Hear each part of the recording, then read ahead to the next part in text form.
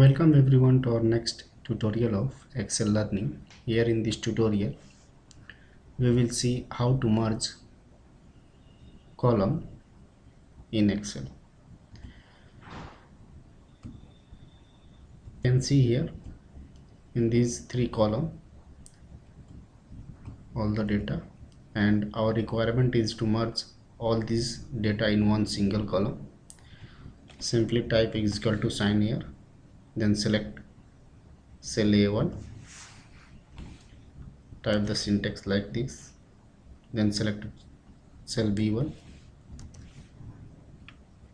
and press enter. You can see all the data in one single cell here, and if you want to maintain a space, then type the syntax like this.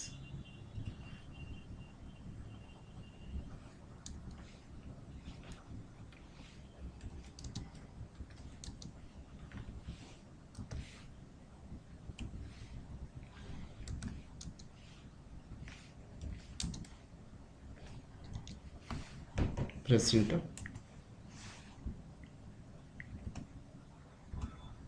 Select the cell and drag it down.